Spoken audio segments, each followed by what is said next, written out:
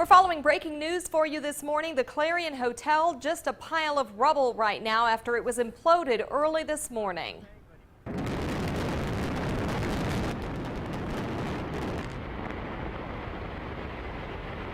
There it is. We were the only station to bring it to you live as it came tumbling down. And if you were watching our coverage, you may have been one of the first people to realize, wait a minute, not all of the hotel actually fell, causing a huge problem this morning.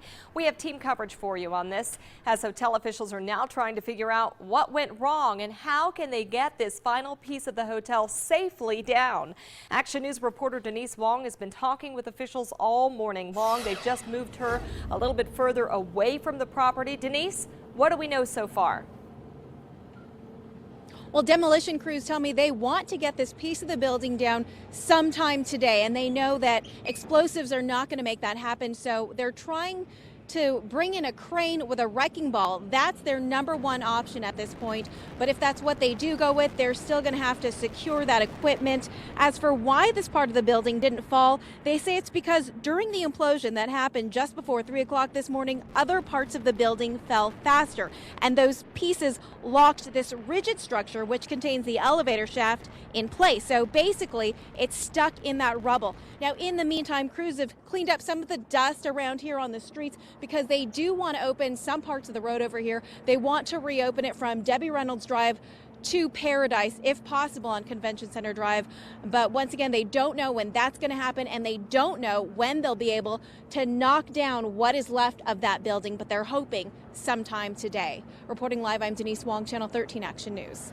Denise, thank you. And we do have team coverage of the implosion. Spencer Lubitz is over at the Breaking News Center for us. And Spencer, you and I were both here this morning when this building went down, live on our air. And this thing was kind of fraught with problems since the very beginning. In fact, there was a big delay until the building actually came down, until they were able to push that button. That's right, Jess. You and I eventually established that they had delayed it because there were some trespassers reportedly on the scene. Then when things came down, you and I both noticed, wait a minute, it looks like there's still a structure still standing. Was that supposed to happen? And since then, in the last few hours, we learned that this was not supposed to happen. In fact, crews have described this scene as a worst-case scenario. We're going to take you right now through a slowed-down version of the implosion. You can see what Denise talked about, the moment that it fell a little bit quicker than planned, and this bank right here, this elevator bank, still standing.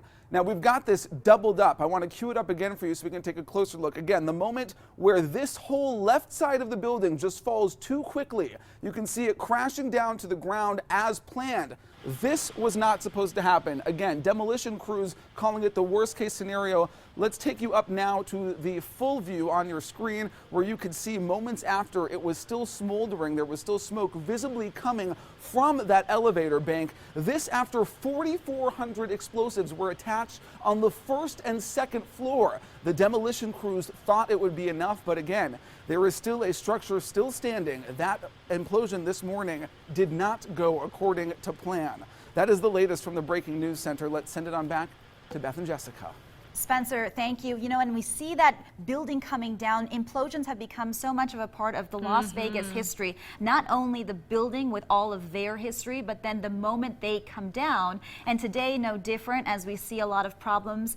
Again, this is continuing throughout the morning. What are those crews going to do? And Beth, the last time we saw an implosion was back in the year 2007. So, it's been a while. It's been a while. And if you want to see an implosion, if you missed this one, you know you can see the Gramercy come down on Sunday, and we'll be covering that for you as well. But as we mentioned, that part of the Clarion Hotel still standing right now. That is causing some problems on our roadways. We want to go ahead and check in with Micah Manalo right now. Micah, some problems there. We thought this road, Convention Center Drive, would be open at 3:30, but it's not. It's not, and a lot of people like to use that road instead of DI because it's not as busy. But with that piece of building still standing, that small piece over there, we still have that closure. So for an alternate south of that would be Desert Inn at this time, east or west. It is unknown right now when that road will reopen, but crews are hoping to get some part of it open, like Denise has been reporting about. You have a couple smaller north-south commute travel areas in that location as well, but use Las Vegas Boulevard